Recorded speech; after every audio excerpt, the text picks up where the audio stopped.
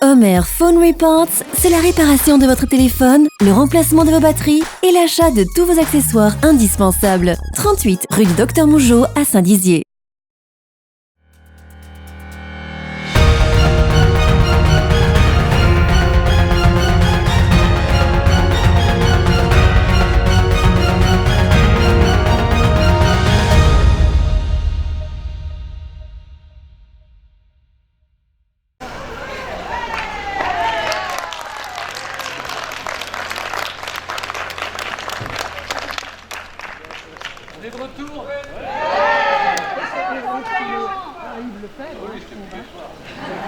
Il était de retour dans la Cité des Ducs, de passage à Bar-le-Duc à l'occasion du Tour de France et en compagnie de la Française des Jeux, Stéphane Bern a décidé de faire une petite halte au Théâtre des Bleus de Bar, ce lieu qu'il connaît très bien.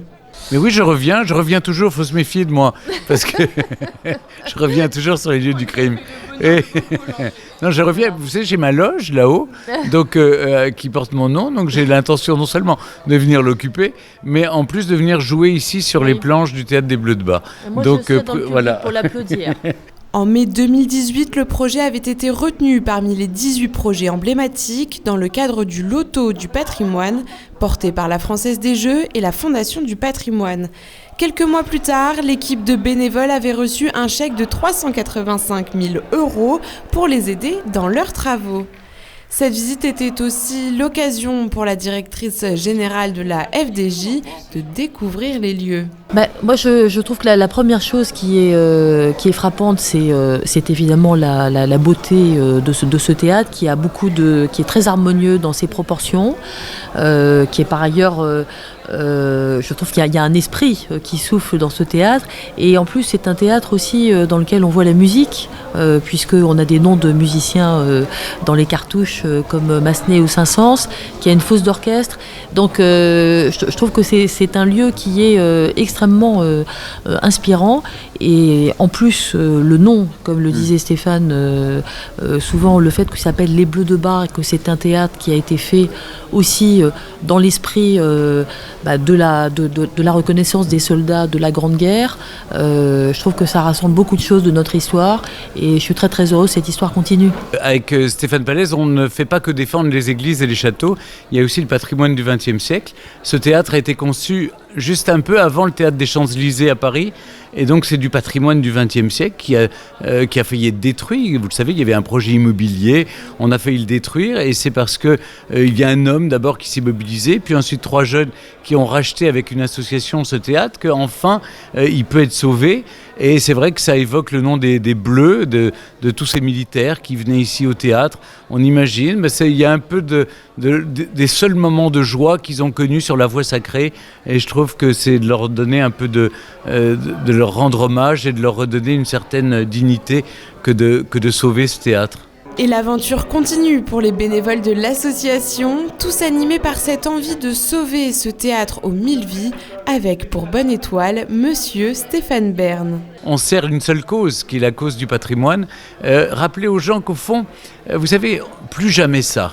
On ne veut plus que ce qui s'est passé à Notre-Dame de Paris, ça nous a ébranlés. On veut que cette émotion patrimoniale soit positive. Sauver les monuments. Dans toutes les régions de France, il n'y a pas que Paris, vous savez. Il n'y a pas que dans la capitale qu'il y a des trésors à sauver. Il y a aussi des choses à sauver à Paris. Mais partout dans nos territoires, et partout dans les régions de France, il y a des petits trésors, des merveilles, et qui méritent tout autant que ce qui se passe à Paris, qui méritent qu'on s'y intéresse.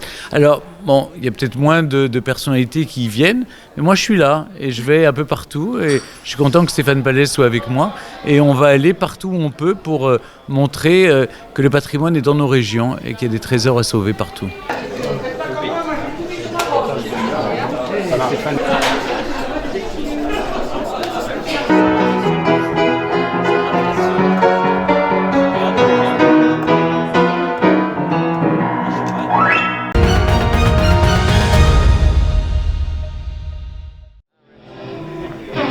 Ce week-end se déroulait la 3e édition de la Bragarde Inc. Organisée par Design Tattoo et Bières sans frontières, cette manifestation mettait en avant l'art du tatouage en musique. Une scène était installée afin de faire venir différents groupes. On a Nas Brothers, qui devrait jouer vers midi. Après, on a Rochesters, un peu plus tard, vers 15h, je crois. Et à 17h, on a Black Bay. Donc aujourd'hui, ça va être essentiellement rock. Hein. Et demain, on a Nas Brothers qui revient aussi nous faire une petite apparition. Durant ces 2 jours, les Bragards ont pu assister à ces concerts tout en se divertissant et en s'hydratant, mais aussi en se faisant des tatouages. Un événement qui s'est déroulé dans la convivialité et la bonne humeur. Alors l'idée ça est venue que, en fait, moi je voulais faire un petit événement tatouage sur Saint-Dizier. Mais je ne voulais pas faire une convention de tatouage. Je participe à des conventions de tatouage depuis plus de 10 ans. Et je trouve que ça s'essouffle. On a perdu l'esprit qu'il y avait au début.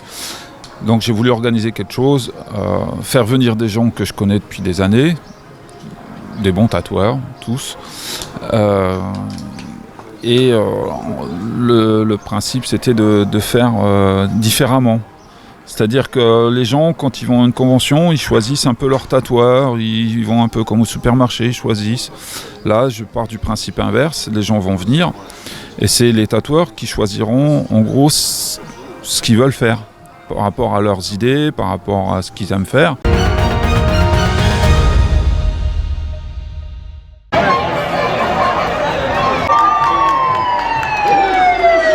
Depuis 1903, le Tour de France rassemble petits et grands pour un moment d'échange et de convivialité autour du cyclisme. Et cette année, c'est la Cité des Ducs et ses environs qui a pu profiter de la fête avec la 4e étape qui relie Reims à Nancy pour 231,5 km d'épreuve. Comment ça va Bar-le-Duc là ? Pourquoi vous êtes venu aujourd'hui ? Pour profiter de l'aspect festif de la manifestation. Et c'est la première fois que vous venez assister à un passage ? Au Tour de France, non, ça fait déjà quelques fois. Oui. Précédemment à Stenay, il y a de ça quelques années, et maintenant ici. Vous l'aurez compris, la fête était de mise avec le traditionnel passage des sponsors et leur lancer de goodies.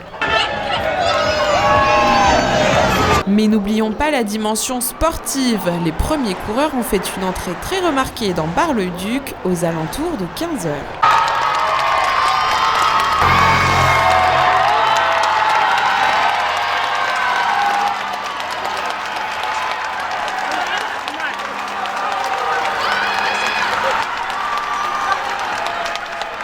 Demain, ils continueront leur route vers Colmar et quitteront le plat pour un parcours accidenté.